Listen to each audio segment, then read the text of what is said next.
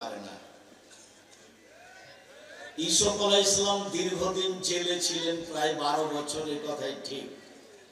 বুখারী মুসলিমের হাদিসে এসেছে যে ইউসুফ আলাইহিস সালামকে যখন সরকারিভাবে ডেকে পাঠানো হলো যে আপনাকে আর জেলে থাকা হবে না, চলে আসেন, তো ইউসুফ আলাইহিস সালাম বললেন না, আগে ওই মহিলাকে বলতে হবে যে আমি অন্যায় করেছি, ইউসুফ করেনি। আগে জুলাইখাকে বলতে হবে জাতির সামনে যে ইউসুফ অন্যায় করেনি, আমি করেছি। এই কথা বলার পূর্ব পর্যন্ত আমি ইউসুফ জেল থেকে বের হব না। আমাদের নবী মুহাম্মদ সাল্লাল্লাহু আলাইহি ওয়াসাল্লাম বলছেন, বুখারী মুসলিমের হাদিস, যে ইউসুফের ধৈর্য ব্যক্তিত্ব আমার চেয়ে কত বেশি। আমি যদি 12 বছর জেলে থাকতাম আর সরকারি ভাবে যদি আমাকে ডেকে পাঠানো হতো, তাহলে আমি বলতাম চলো চলো চলো চলো, মানে আমি বের হওয়ার জন্য ব্যস্ত হয়ে যেতাম। অথচ ইউসুফ আলাইহিস সালাম বলছেন না, আমি জেল থেকে বের হব না যতক্ষণ পর্যন্ত জুলাইখা জাতির সামনে ঘোষণা না দিবে যে অন্যায় আমি জুলাইখা করেছি, ইউসুফ করেনি। এই কথাটা ইউসুফ আলাইহিস সালাম বলছেন এভাবে,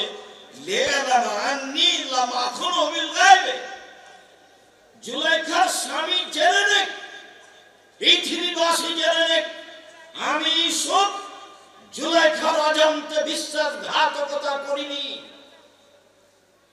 আমি মিশরের বাদশার স্ত্রীর সাথে অন্যায় করিনি। মিশরের বাদশার স্ত্রী জুলাইখা সকাল সন্ধ্যা দুপুরে আমাকে খেতে দিবে, আমি তার সাথে অন্যায় করব, এমন অন্যায় করিনি। আমি বিশ্বাসঘাতকতামূলক কাজ করিনি। এটাই জুলাইখার স্বামী জেনে নেক। এইটা প্রমাণের জন্য আমি জেল থেকে বের হচ্ছি না, আগে তাকে জাতির সামনে ঘোষণা দিতে হবে আমি অন্যায় করিনি। আল্লাহ কাছে লাভ, জুলাইখা সব দরজা বন্ধ করেছিল। জুলাইখায় বলেছিল, হাইতালা ইউসুফ তুমি আমার সাথে জেলায় লিপ্ত হও। আমি বলেছিলাম মাআযাল্লাহ, আমি আল্লাহর কাছে আশ্রয় চাই। ইন্নাহু আহসানা মাসওয়ায়া, তোমার স্বামী আমার মালিক। জুলাইখা, তোমার স্বামী আমার মালিক, সে আমাকে খেতে দিয়েছে, সে আমাকে থাকতে দিয়েছে, সে আমাকে পড়তে দিয়েছে। তার অজান্তে আমি তার সাথে বিশ্বাসঘাতকতা করতে পারি না। আমি ইউসুফ। একই বলা হয় ন্যায়পরায়ণতা। চেয়ারম্যান মেম্বার এমপি হয়ে দিনরাত মানুষের অর্থ সম্পদ লুটে খেয়ে মানুষকে দলীয় তারপর দেখিয়ে জেল হাজতে দিয়ে নেতা হতে চায় মানুষ, কোন লজ্জায়। ধর্মীয় লোকের কারণে, নেতা মাওলানার কারণে চাঁপাইনবাবগঞ্জে বক্তব্য দিতে আসতে পারবো না। বেটা, মনে করো কি তুমি আমি তোমার গ্রামের ছেলে হতে পারি? তুমি কোন সাহসে বক্তব্য বন্ধ করো? এই চাঁপাইনবাবগঞ্জের মাটিতে যে কোনো বিষয়ে আমি তোমার ঘুঘুরা তুলে দিতে প্রস্তুত আছি। কোন সাহস তুমি কাজ করো? তুমি বিশ্বাসঘাতক, তুমি মান সম্মান ধ্বংস করেছ। তুমি ইসলাম কিছু জানো না। তুমি ধর্মের নামে প্রতারণা দিয়ে এদেশের লাখো হাজার মহিলাকে এই গ্রাম থেকে ওই গ্রাম, এই জেলা থেকে ওই জেলা ধর্মের নামে নিয়ে যাচ্ছ আর মিথ্যা ধর্ম পড়াচ্ছ। জবাব তোমাকে দিতে হবে। আমি বলেছি জাতির সামনে, দেবীনগরের লোকের সামনে, চাঁপাইনবাবগঞ্জের লোকের সামনে, রাসূল সাল্লাল্লাহু আলাইহি ওয়াসাল্লামের স্ত্রী যদি গ্রামে গ্রামে দিন প্রচার করতে যেতেন, তাহলে 13 জন স্ত্রী, 11 জনের স্ত্রী একসাথে নগদ ছিলেন। একজনকে পাঠাতেন রংপুর, একজনকে পাঠাতেন চট্টগ্রাম, একজনকে পাঠাতেন সিলেট, একজনকে পাঠাতেন ময়মনসিংহ। একদিনে দেশ দখল। মহিলারা বলেছিল, মুহাম্মদ সাল্লাল্লাহু আলাইহি ওয়াসাল্লাম পুরুষেরা আপনার পাশে বসে দিন ধর্ম জেনে নিল, আমরা কি করব? উত্তরে আল্লাহর নবী বলেছিলেন, বুখারী মুসলিমের হাদিস, তোমরা বাড়ি একটা নির্ধারণ করো, সময় নির্ধারণ করো, আমি মুহাম্মদ সাল্লাল্লাহু আলাইহি ওয়াসাল্লাম সেখানে গিয়ে দিন শিখাবো। তিনি বলেননি আমি সেখানে আয়েশাকে পাঠিয়ে দেব। মিথ্যা ধর্মের উপরে জাতিকে ধর্ম দেখাবেন না। জাতি যদি রাস্তাঘাট করে দিতে না পারি, জাতির যদি স্কুল কলেজ করে দিতে না পারি, জাতিকে চূড়ান্ত সঠিক ধর্ম দিতে পারবো ইনশাআল্লাহ। ধর্মের ব্যাপারে জাতিকে ফাঁকি দিয়ে পরকাল হারাতে আমি রাজি নই। আমি বলেছি চাঁপাইনবাবগঞ্জের দিনী ভাই বোন, আপনি আমার বোন, আপনি আমার ভাই, অন্তত ধর্মের ব্যাপারে আপনাকে আমি পরামর্শ দিতে চাই, আমি আপনার কাছে পরামর্শ নিতে চাই। আপনি এভাবে বলবেন মহিলা মানুষে প্রোগ্রাম করতে গিয়ে, বুবু শাড়ি পরে নামাজ পড়লে বুবু ল্যাঙ্গট করতে হয়, বুবু নিলে মাটি অভিশাপ করবে, ধর্ম করবে, বাপের সম্পত্তি। তুমি কথা বললে কেন? তোমার নেতাকে চ্যালেঞ্জ, তোমার জাতিকে চ্যালেঞ্জ, তোমার বাপকে চ্যালেঞ্জ, তোমার বংশকে চ্যালেঞ্জ। প্রমাণ করো দেখি। আমি বেঁচে আছি, ধর্মকে উল্টা করে দেখে হিসাব দেখাবো না। আমার বুঝে তোমার সব করা ধর্ম কথা মিথ্যে। ওরা হাজারে আমল লিখেছে, হাজারো কথা মিথ্যে, তোমারও লাখো কথা মিথ্যে। ধর্ম এরকম নয়। মানুষ মারা গেছে, সেই বাড়িতে তুমি লাশকে সামনে রেখে নামাজ পড়ো, লাশকে সামনে রেখে কোরআন পড়ো, আর তুমি হাত তুলে দোয়া করো। ধর্ম পাগল হয়ে গেছে। धर्म राजशाही चांपाइनबाबगंज हवाई लड्डू दोनों हाथ में लड्डू है, जो चाहे उसको खा ले, जो चाहे उसको छोड़ दे। भूल हिसाब তোমাকে তোমার লোকজনকে তোমার সবকিছুকে এই মিথ্যা ধর্ম থেকে ফিরে আসতে হবে। একদিনের জন্য বেঁচে থাকলে সঠিক পথে বেঁচে থাকার চেষ্টা করি। আমাকে দেশ দখল করতে হবে এই জিম্মেদারি দেওয়া হয়নি। বহু নবী দুনিয়া থেকে চলে গেছেন, একটা মানুষের হেদায়েত হয়নি। বুখারী মুসলিমের একটা হাদিসে এসেছে, আল্লাহর নবী বলছেন আমার সামনে একজন নবী পার হলেন, তার সাথে একজন লোক আছে, মানে ওই নবী সারা জীবন দাওয়াত দিয়ে মাত্র একজন লোক হেদায়েত হয়েছে। তিনি বললেন আমার সামনে দিয়ে আর একজন নবী পার হলেন, দেখলাম তার সামনে তার সাথে দুইজন লোক আছে, মানে ওই নবী সারা জীবন দাওয়াত দিয়ে মাত্র দুইজন লোককে হেদায়েত করতে পেরেছেন। আল্লাহর নবী বলছেন আমার সামনে দিয়ে একজন নবী পার হলেন, লাইসা মা'হু আহাদুন, তার সাথে কেউ নেই। তার মানে ওই নবী সারা জীবন দাওয়াত দিয়েছেন, কেউ হেদায়েত হয়নি। তাহলে কি তিনি বিচারের মাঠে পরাজয় হবেন? জি না, সত্যই যথেষ্ট পরকালের জন্য, নেই পরায়ণই যথেষ্ট পরকালের জন্য। আর একটা কথা, কোরআন মাজিদ আছে এখানে,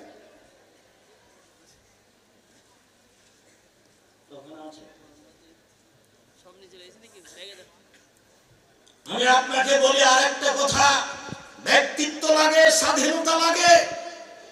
যখন মুসা আলাইহিস সালামকে আল্লাহ বললেন মুসা ফেরাউনের কাছে যেতে হবে, সীমা লঙ্ঘন করেছে, মুসা আলাইহিস সালাম বললেন আমি সাবলীল ভাষায় কথা বলতে পারি না, আমি তার কাছে গিয়ে কথা বলতে পারবো না।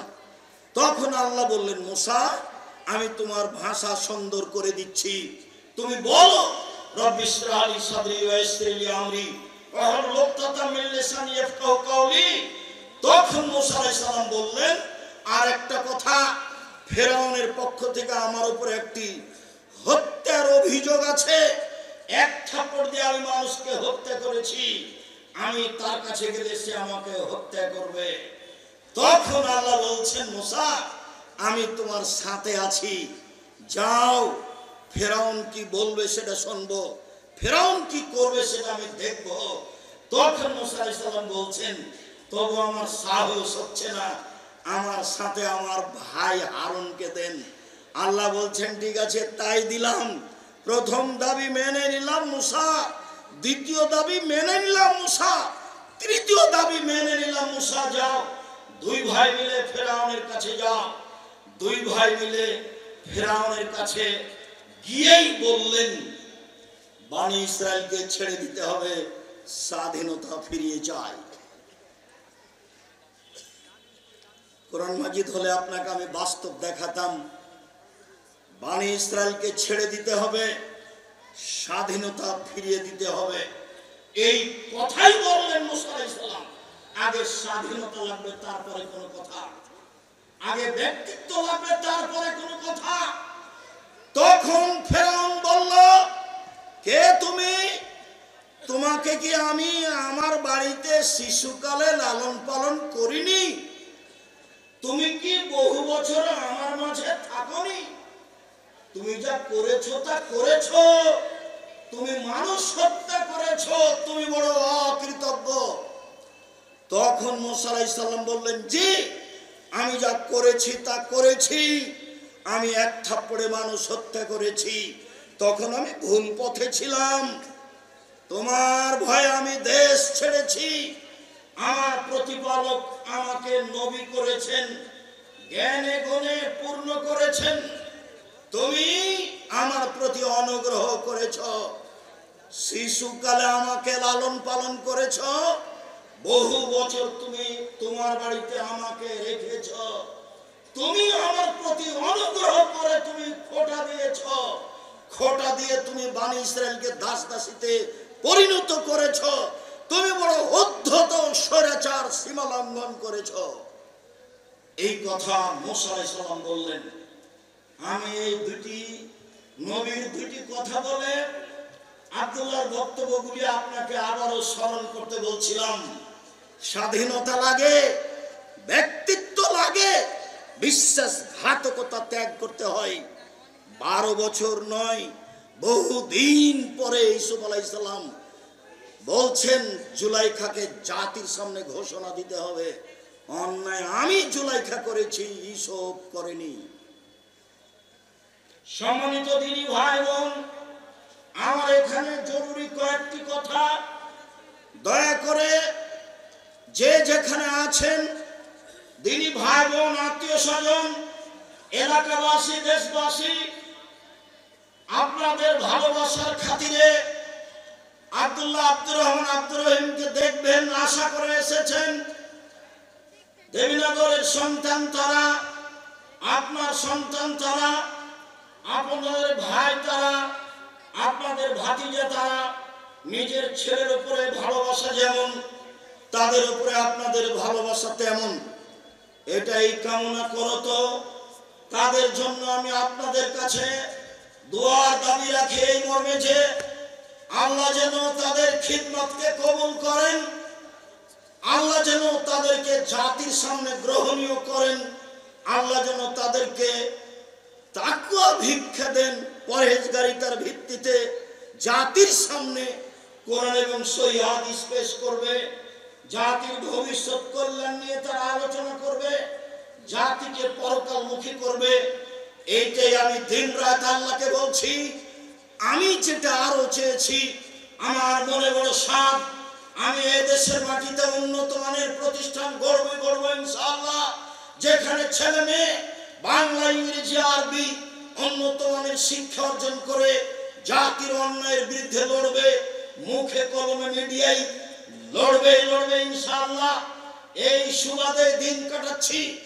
জামিয়া সালাফিয়া ডাঙ্গিপাড়া পাওয়া রাজশাহী প্রায় 40 বিঘা জমির উপরে অবস্থান করে।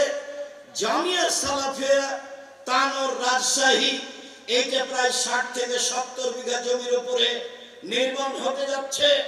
জামিয়া সালাফিয়া রূপগঞ্জ, নারায়ণগঞ্জ, ঢাকা প্রায় 100 বিঘা জমির উপরে অবস্থান করে। জামিয়া সালাফিয়া দিনাজপুর, তেঘরা, এটা প্রায় 20 বিঘা জমির উপরে অবস্থান করে। জামিয়া সালাফিয়া চট্টগ্রাম রেডি আছে, চলমান হয়নি। জামিয়া সালাফিয়া বরিশাল চলমান আছে। জামিয়া সালাফিয়ার জন্য কুষ্টিয়ায় জমি কিনা আছে। জামিয়া সালাফিয়ার জন্য যশোরে জমি আছে। জামিয়া সালাফিয়ার জন্য ফেনীতে জমি আছে। জামিয়া সালাফিয়ার জন্য বগুড়ায় জমি আছে। জামিয়া সালাফিয়ার জন্য ময়মনসিংহ জেলায় জমি আছে। জামিয়া সালাফিয়ার জন্য কুমিল্লায় জমি প্রস্তুত আছে। সারা দেশ জুড়ে বড় বড় জেলায় জামিয়া সালাফিয়া গড়ব ইনশাআল্লাহ। সারা দেশ জুড়ে মক্তব পরিচালনা করব ইনশাআল্লাহ, যেখানে ছেলে মেয়ে আকীদা সংশোধন করবে এবং নিজেকে মুক্তি করবে গোলামি থেকে। লন্ডন, আমেরিকায় যাই, যেতেই মিথ্যা কথা বলা লাগে, ওই দেশে গিয়ে সুদ নিয়ে জীবিকা নির্বাহ করা লাগে, মিথ্যা করে একটা মেয়েকে বিবাহ করা লাগে, তাহলে দুইজন লোকের ভাতা পাওয়া যায় এমনিতে। বউ সাজে যে সেও টাকা পায়, বউ সাজায় যে সেও টাকা পায়। ভিত্তি হচ্ছে সুদের উপরে, চলাফেরা হচ্ছে মিথ্যার উপরে। বিদেশে গিয়ে দিন ধর্ম বিক্রি করে, স্বাধীনতা বিক্রি করে মুসলিম দিন কাটায়। পদ্মা সেতু তৈরি করে বিদেশের লোক, বাংলাদেশের লোক তারা লেবার হিসাবে কাজ করে। আমাকে বলছে আব্দুল আলিয়াক সাহেব, আপনি জামিয়া সালাফিয়া সায়েন্স খুলেন না কেন? আমার জন্মভূমি দেবনগরে সায়েন্স আছে, এদেশের বড় বড় স্কুলে সায়েন্স আছে। তার ছেলের ফলাফল কি আমাকে শোনান। বাপে তো বহু টাকা খরচ করেছে, লক্ষ লক্ষ টাকা খরচ করে ছেলেকে মানুষ করেছে। ফলাফলে দেখা গেল সেই দিন বেশ হুঁশিয়ার বুদ্ধিমান সচেতন মেধাবী ছেলেটা, দেবনগরের ছেলেটা গাড়ি থেকে নামলো। পরনে প্যান্ট আছে, প্যান্ট টাকনোর নিচে আছে, দাড়ি চাঁচা আছে, হাতে সিগারেট আছে, গলায় টাই আছে। এইভাবে গাড়ি থেকে নামলো। একটু পরে গাড়ি থেকে নামলো বৌমা, হালকা হালকা গায়ে কাপড় আছে। একটু পরে নাতনি গাড়ি থেকে নামলো, পুতিন গাড়ি থেকে নামলো, গায়ে কাপড় নেই। দেখি গাড়ির পিছন দিকে কুকুর আছে। বলেন টাকাটার অবস্থা কি হলো? এরই নাম সায়েন্স। এবার আপনি দেখতে পারেন যান ঢাকায়, ঢাকায় আপনার ওই পিজি হাসপাতালে ছেলে প্রতি মাসে 3 লক্ষ টাকা মাসে বেতনে চাকরি করে। প্রেসক্রিপশন ওই কোম্পানি লিখেছে যে কোম্পানি তাকে টাকা দেয়। ও জানে এর চেয়ে ওষুধ ভালো আছে। ও তো শয়তান, ও একটা আস্ত শয়তান, ও একটা প্রতারক। আপনারা বাপ মা প্রতারক। আপনি আপনার ছেলেকে কবর দিয়েছেন। এই জাতি অশিক্ষিত, এই ব্যক্তি অশিক্ষিত। এই ছেলে মেয়ের কি উপকার করতে পারে? আমার নামে 5,000 কোটি টাকার মামলা হবে কেন? আমি ঠাকুরের কি করেছি? ঠাকুর বলেছে ও কালিমা তোমার আকাশ, ও মা তোমার বাতাস। আমি বলেছি ও ঠাকুর তোর বাপের আকাশ, কালিমার বাপের আকাশ। ঠাকুর জাতির শত্রু, ঠাকুর বাঙালির শত্রু, ঠাকুর জাতির শত্রু, ঠাকুর বাঙালির শত্রু, ঠাকুর ঢাকা বিশ্ববিদ্যালয়ের শত্রু, ঠাকুর বাংলা ভাষার শত্রু। আরে ঠাকুর হলো ইংরেজদের দালাল। যেদিন ইংরেজদের নির্যাতনে জেলে আছি, সেদিন ঠাকুর লন্ডনে থাকে। এর নাম ঠাকুর। ঠাকুর সবচেয়ে বড় বদ মানুষ এই বাংলার ইতিহাসে। ভারতের পাতায় সবচেয়ে বদ মানুষ এই ঠাকুর। যতবার বলেছে ও মা তোমার আকাশ, ও মা তোমার বাতাস, ততবার ঠাকুর বলেছে ও কালিমা তোমার আকাশ, ও কালিমা তোমার বাতাস। আমি আব্দুর রাজ্জাক বিন ইউসুফ, আমার ছেলে মেয়ে এই গান করতে পারে না, অসম্ভব। আপনার মতো কাপুরুষের সন্তান করতে পারে। আপনাকে আমি শিক্ষিত মনে করি না। আমি যে অশিক্ষিত আপনি এই কথা আমি আজ থেকে 30 বছর আগে বলেছি। আপনাকে, আপনার ছেলেকে, আপনার মেয়েকে, আপনার বাপকে, আপনার জাতিকে, আপনার বংশকে যদি আমি অশিক্ষিত প্রমাণ করতে না পারি, জাতির সামনে বক্তব্য দেব না। নতুন এই কথা বলিনি। বাংলার মাটিতে 30 বছর থেকে বলে আসছি, বিদ্যা কাকে বলে আগে নিজেকে জানতে হবে, তারপরে বাচ্চাকে বিদ্যা দিতে হবে। আপনার বাচ্চা বিদ্যাইটা বুঝতে পারলো না। বলেছি আমি 71 সাল থেকে এখন পর্যন্ত কোন শিক্ষিত মানুষ শিক্ষামন্ত্রী হয়নি এদেশে। যাওয়ার সময় একটা বই সাথে নিয়ে যাবেন। বইয়ের নাম হচ্ছে শিক্ষা বনাম জাহেলিয়াত। আপাতত 1 থেকে 10 পর্যন্ত বিদ্যা নাকচ করা হয়েছে। নিয়ে যাবেন সাথে। বইয়ের নাম হলো শিক্ষা বনাম জাহেলিয়াত। আরে বেগম রোকেয়া শিক্ষিতা মহিলা হলো কিভাবে? অবাক কথা।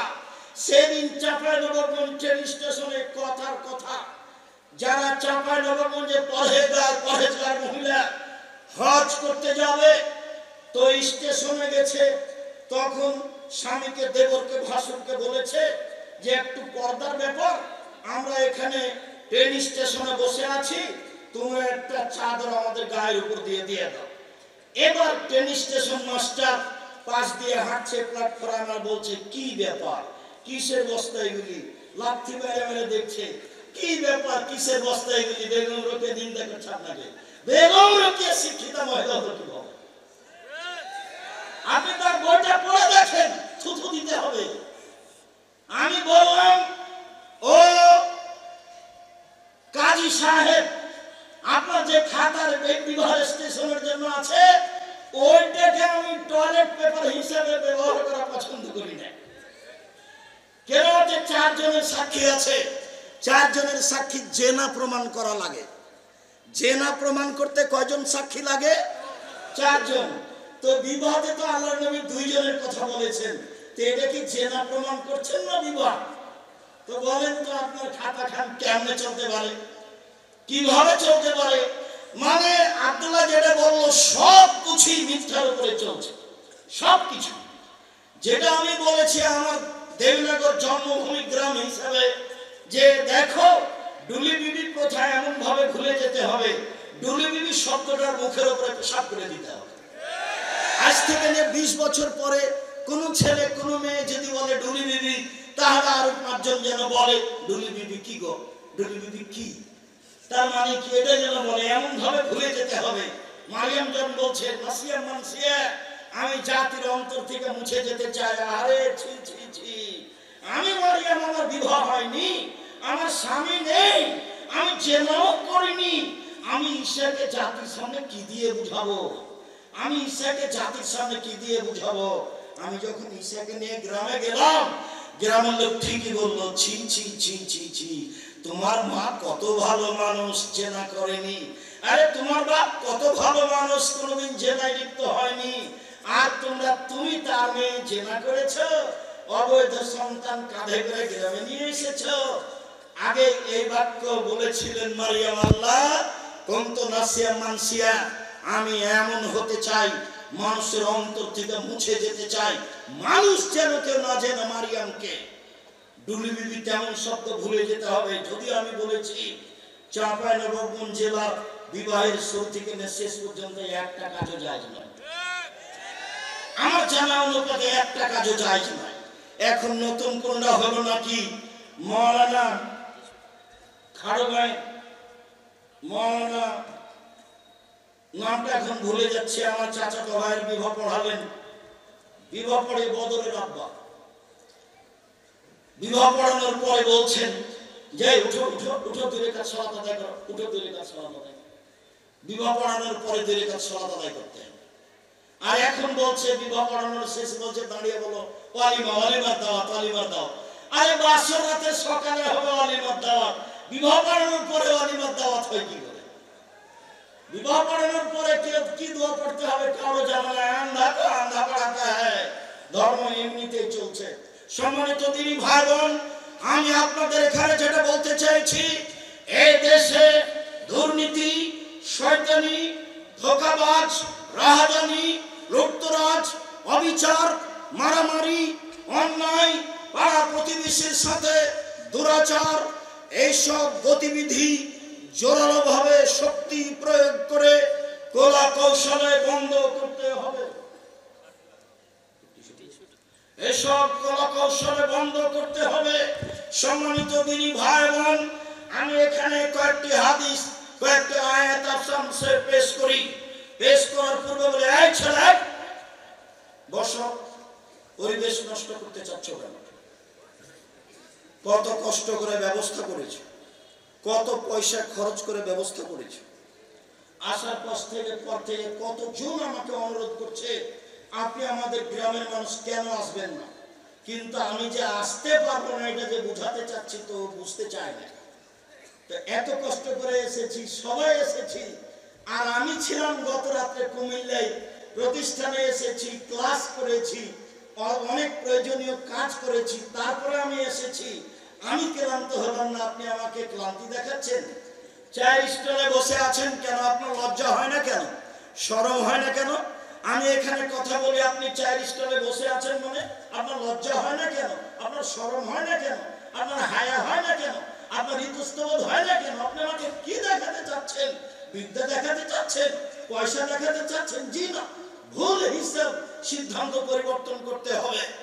আপনি মেয়ে মানুষ, ঢং ঢং করে এসেছেন গল্প করতে করতে, আবার ঢং ঢং করে চলে গেলেন। চলে গেলেন কেন? আমি তো আপনার জন্য এসেছি, আমি তো আপনার জন্য এসেছি। আব্দুল্লাহ তো আপনার জন্য এসেছে, আপনি চলে গেলেন কেন? বাইরে 4-5 জনের সাথে গল্প করছেন কেন? মহিলা মানুষ, আপনার লজ্জা হয় না? ও আপনার ভাই, কেবল ওটা ভাই, আপনার চাচাতো ভাই, আপনি চাচাতো ভাইয়ের সাথে গল্প করেন কি করে? কিসের তাহাজ্জুদ দেখেন আপনি, হজ দেখেন আপনি, বোরখা দেখেন আপনি? এই নোংরামি, এই শয়তানি, এই বেহায়াই ত্যাগ করুন সম্মানিত দিনী ভাই বোন। এগুলো হলো পশু প্রাণীর কাজ, গরু ছাগলের কাজ, কুকুর শ্রেণীর কাজ। আল্লাহ তাআলা বলেন, বুঝেও বুঝে না ওরা, অন্তর আছে বুঝে না, দেখেও দেখে না ওরা, চক্ষু আছে দেখে না, শুনেও শুনে না ওরা, কান আছে শুনে না। উলাইকা কাল আনাম, তারা পশু প্রাণীর মতো, তারা গরু ছাগলের মতো, তারা কুকুর শ্রীগলের মতো, বালু মাজার বরং তার চেয়ে খারাপ। এই কথা আমরা আপনাকে বলছি। আমি তো কোরআন হাদিসের কথা আপনার সঙ্গে বলতে এসেছি। আপনি কেন ওখানে গিয়ে বসে থাকবেন? থাকবেন কেন? আপনি মাথায় টুপি দিয়ে দোকানের সামনে ওই বেঞ্চটাতে কেমনে বসে থাকেন? ওখানে ল্যাংটা মেয়ে নাচে, আপনি দেখে চক্ষু ঠান্ডা করেন, কলিজা ঠান্ডা করে, মনটা সাওয়াত করেন। জান্নাতের মেয়ে ভোগ করতে চান? জান্নাতের মেয়ে কি পড়ে আছে? আপনার স্বভাবই খারাপ, আপনার খাসলত খারাপ, আপনার অভ্যাস খারাপ, যার কারণে আপনি মাথায় টুপি দিয়ে দোকানের সামনে টিভিতে বসে থাকেন। এই যে আমি বলে গেলাম, আমার তো এটা জন্মভূমি দেবীনগর। বলি, দেবীনগরের যত দোকানে টিভি আছে, ল্যাংটা মেয়ে আছে, এর সব উপার্জন হারাম, সবই হারাম, সবই হারাম। দেখি কোন মায়ের বেটা কথা এভাবে উল্টে ধরতে পারে। এই যে উমামা বাহিলি রাদিয়াল্লাহু তাআলা আনহু বলেন, রাসূল সাল্লাল্লাহু আলাইহি সাল্লাম বলেছেন, পৃথিবীর মানুষ লা তাবিহুন্না, যারা গান বাজনা করে নাচে, তাদের ব্যবসা করো না, তাদের বিক্রয় করো না। ওয়ালা তাশতারহুন্না, তাদের ক্রয় করো না। ওয়ালা তুআল্লিমুহুন্না, মেয়েদেরকে গান বাজনা শিখিয়ে দিও না। ওয়াসামানুহুন্না হারাম, এদের উপার্জন হারাম, এদের মাধ্যম হারাম, এদের সব কিছু হারাম। গান বাজনার কারণে, বাদ্যযন্ত্রের কারণে জাতির উপরে তিনটা বিপদ নেমে আসবে। এক, ভূমিকম্প হবে। দুই, আকার আকৃতি পরিবর্তন হবে। সন্ধ্যায় থাকবে মানুষ, সকালে হবে শোর। সন্ধ্যায় থাকবে মানুষ, সকালে হবে বানর। তিন, সমস্যা নেমে আসবে গান বাজনার কারণে, মেয়েদের নাচের কারণে, মদ পান বিড়ি তামাক জর্দা সিগারেট গুলের কারণে। তিনটে বিপদ নেমে আসবে। এক, ভূমিকম্প হবে। দুই, আকার আকৃতি পরিবর্তন হবে। সন্ধ্যায় থাকবে মানুষ, সকালে হবে শুকুর শোর, একবারে হুবাহু শোর হয়ে যাবে। সকালে হবে বানর। তিন, সমস্যা নেমে আসবে। মাদ্রাসায় মারামারি, মসজিদে মারামারি, হিংসা বিদ্বেষে ভরা। দেবীনগর ঈদগাহের মাঠ আমি অন্তত 10 বার পরিবর্তন করতে চেয়েছি। বলেছি চলেন আশেপাশে বাড়ি কিনে নিয়ে এটা বড় করি। বলেছি চলেন এটা বিক্রি করে দিয়ে মাঠে নদীর ঘাটে বড় একটা ঈদের মাঠ তৈরি করি। কেউ সাড়া দেয় না। কোথায় রহস্য? বলেছি দেবীনগরের মাদ্রাসার জমি বিক্রি করে দেওয়া হোক, বাইরে 10 বিঘে জমি কিনে মাদ্রাসা তৈরি করব। কোথায় সমস্যা আমি বুঝতে পারি না। সমস্যা নিয়ে আপনি দুনিয়া থেকে চলে যান, এভাবে থেকে কেন আমি এভাবে আগাতে পারি না? আপনি চান না যেই যায় আমার সামনে সেই বলে নিজের জন্য তো কিছু করেন না, যা দেবীনগরের জন্য তো কিছু করেন না, চাঁপাইনবাবগঞ্জের জন্য তো কিছু করেন না। আমি টিকতেই পারি না, তো আমি করব কি? আমি তো এখানে টিকতেই পারি না। আমি যদি কালকে ঈদের মাঠে দেবীনগরে উপস্থিত হই, বড় বড় হুজুর তারাই নাকি ঈদের মাঠের কথা বলবে, তা আমি তো ওখানে পুঁটির মাছ ফেমস, তা আমি আর কি করব? তো হিসাবই করে না, পড়তে না জেনে বলছো এমন, তা আমি কি করতে পারি? করো যাও। এই তো অবস্থা আমি দেখতে পাচ্ছি। আমার এখানে হিংসার কিছু নেই, আপনি মনে কিছু নেবেন না। আপনার উপর আমার ভালোবাসার অভাব নেই। কি বলতে চান কাকে ছেড়ে চলে যান, বাকিটা আমি দেখবো ইনশাআল্লাহ। কিভাবে করা লাগে সেটা আমি দেখবো। ঈদের মাঠ কিভাবে করা লাগে সেটা আমি দেখবো ইনশাআল্লাহ। আপনি আমাকে পরামর্শ দিবেন, অন্য কিছু করা লাগবে না, বাকি আমি দেখবো ইনশাআল্লাহ। জাতির যদি রাস্তাঘাট করে দিতে না পারি, জাতির যদি স্কুল কলেজ করে দিতে না পারি, জাতিকে চূড়ান্ত সঠিক ধর্ম দিতে পারবো ইনশাআল্লাহ। ধর্মের ব্যাপারে জাতিকে ফাঁকি দিয়ে পরকাল হারাতে রাজি নই। প্রতিষ্ঠান গড়তে পারি, আপনাকে গড়ে দেখাবো ইনশাআল্লাহ। আমি আপনার সাথে অদাবদ্ধ, জাতির সাথে অদাবদ্ধ। সম্মানিত দিনী ভাই বোন, বলছিলাম বিপদ তিনটি। এক, এটা সারেবল খমরা। যখন আপনি নেশাদার দ্রব্য পান করবেন, তখন তিনটা বিপদ নেমে আসবে। ভূমিকম্প, সর হয়ে যাওয়া সকালে বানর, আর বিপদ। দুই, জাহারাতুল কায়নাত, মেয়েরা যখন নাচবে, সব দোকানে মেয়ে নাচে, ঘন্টা ঘন্টা বসে থাকেন আপনি টুপি মাথায় দিয়ে, সব দোকানে মেয়ে নাচে, সব বাড়িতে মেয়ে নাচে। নবী বলছেন যেদিন মেয়েরা নাচবে সেই দিন এই তিনটা বিপদ নেমে আসবে।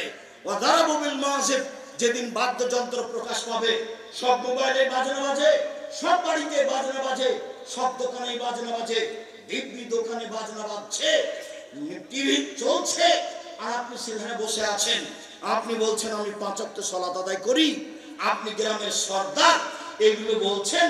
আমি বলে গেলাম মধ্যে কিছু নিয়ে না, আপনি আমার ভাই, আপনি আপনার চাচা, আপনার স্বভাবই খারাপ, সেজন্য এখানে বসে থাকেন। আমাদের গ্রামের ভাষা আপনার খাস লোক খারাপ, কেন আপনি এখানে বসে থাকবেন? এখানে একটা মেয়ে আছে। আল্লাহর নবীকে বলছেন, যাবে আল্লাহর নবী, হঠাৎ যদি আমার চোখটা বেটি ছেলের উপরে পড়ে যায়, মহিলার উপরে, তা আমি কি করবো? এটা জিজ্ঞাসা, হাদিস বুখারী মুসলিম। তখন আল্লাহর রাসূল তাকে বলছেন, তিনি বলছেন ফামারানি, আল্লাহর নবী আমাকে বললেন আন আসরিফা বাসারি, আমার চোখটা আমি ফিরিয়ে নিই, আমার চোখটা আমি ফিরিয়ে নিই। তা আপনি টিভিতে কারণবশত যদি বকে খবর শুনেন, এভাবে থাকতে হবে, এভাবে থাকতে হবে। আপনি ওই রং মাখানো পতিতালয়ের মেয়েটার মুখখানের উপরে তাকিয়ে আছেন একবারে এক খেয়ালে, তখন আপনি তাহাজ্জুদ পড়েন। এটা হলো আল হায়া মিনাল ঈমান ওয়াল ঈমান ফি জান্নাহ, লজ্জাই হচ্ছে ঈমান, ঈমানই হচ্ছে জান্নাত। আল হায়া মিনাল ঈমান, ঈমানই হচ্ছে জান্নাত, ঈমানই হচ্ছে জান্নাত, ঈমানই হচ্ছে লজ্জা, লজ্জাই হচ্ছে জান্নাত। আল্লাহ রাসূল বলছেন, সব নবী বলতেন এজালাম তাস্তাহি ফাসনা মা শিতা, সব নবী বলতেন। মুসা আলাইহিস সালাম বলেছেন, ঈসা আলাইহিস সালাম বলেছেন, ইব্রাহিম আলাইহিস সালাম বলেছেন, আমাদের নবী বলেছেন, যখন তুমি লজ্জা করবে না তখন তুমি সবকিছুই করতে পারো, যখন তুমি লজ্জা করবে না তখন তুমি সবকিছুই করতে পারো। লজ্জা আছে আপনার? জিনা, লজ্জা নেই। বেটি ছেলেটা বলছে আমাদের গ্রামের, ওইটা আমার চাচাতো ভাই, ওইটা আমার খালাতো ভাই। তো এখন বিবাহের বৈঠকে যেদিন কি খাওয়াচ্ছে, থোবড়া, তখন বলছে যে অমুক ভাই, আমরা ওর মুখখান ধরে আছে, আমরা সারা গ্রামের লোক, তার কাছে টাকা পাবো। যুবতী বেটি ছেলেটা, লোকটা, ছেলেটা, যুবকটা মহিলাটার মুখে ক্ষীর তুলে দিল। বইয়ের মুখে ক্ষীর তুলে দিতে হয়, এটা আল্লাহ নবী বলছেন, হাদিস বুখারী মুসলিম। এই পাড়ার সবাই কি বেটি ছেলেটা বউ ধর্ম পাগল হয়ে গেছে? মুরব্বী মানুষরা, আপনারা শরম পান না কেন? এই নীতির এই থুবড়া শব্দটাতে পেশাব করে দেন। থুবড়া এর দেশে কোনদিন চলবে না। থুবড়া কি জিনিস? এত নোংরা জিনিসের নাম থুবড়া। এই শরীয়তে আসতে পারে কি করে? বাইনা কি জিনিস? বরফটা কি জিনিস? আমাটা কি জিনিস? খিরকাচি কি জিনিস? এই সব কিছুর মুখের উপরে পেশাব করে দিতে হবে, আর কোনোদিন বাঁচবে না বাড়িতে। মেয়ের পক্ষ থেকে জয়জন লোক গেছে, ছেলের পক্ষ থেকে তো ডবল আসবে, ধর্ম পাগল হয়ে গেছে। আমের সময় আম দিতে হবে, আটা দিতে হবে, খাসি দিতে হবে। বোকা ছেলে, তুমি দিয়ে আসো তোমার শ্বশুরকে। তোমাকে তোমার শ্বশুর দিবে কেন? তুমি তো লালন পালন করে একটা মেয়ে পেয়েছো, আবার তো মেয়ের বাপকে দিতে হবে কেন এত কিছু? শুনুন, মহান আল্লাহ বলেন, ইদফা বিল্লাতি হিয়া আহসান। মুহাম্মদ সাল্লাল্লাহু আলাইহি সাল্লাম মানুষের সাথে কথা বলার সময় মানুষে যা বলে আপনি তার চেয়ে সুন্দর বলুন। প্রতিপক্ষ যা বলছে আপনার কথা প্রত্যুত্তর যেন তার চেয়ে ভালো হয়। আল্লাহ তাআলা বলেন, ওয়াজাদিলহুম বিল্লাতি হিয়া আহসান। মুহাম্মদ সাল্লাল্লাহু আলাইহি সাল্লাম বাদ বিতণ্ডে, তর্ক বিতর্কে কেউ যদি জড়িয়ে পড়তে চায়, তাহলে ও যা বলছে আপনি তার চেয়ে সুন্দর উত্তম বলবেন। আল্লাহ তাআলা আমাদের নবীকে আদেশ করছেন এইভাবে। শুনুন, যত পুরুষ নারী আমার সামনে আছেন, আপনাকে বলছি, মহিলা মানুষ আপনার যা আছে, আপনার ননদ আছে, আজ থেকে ননদে চোখ দেখিয়ে মন খারাপ করে যেটা বলেছে আপনি তার উত্তর দিতে পারবেন না। দিলে আপনি বলবেন, আপা কি বলছেন, এটা চেয়ে আরেকটা ভালো বলেন, এই কথা বলবেন আপনি। হ্যাঁ, আমার স্বামী উপার্জন করে, তুমি আমায় এভাবে বলো মানে? আমার স্বামীর উপার্জনে খাও, তুমি আমার ননদ, তুমি এভাবে কথা বলো কেন? ঘর থেকে বের করে দেবো। এই নোংরা চরিত্র ত্যাগ করতে হবে।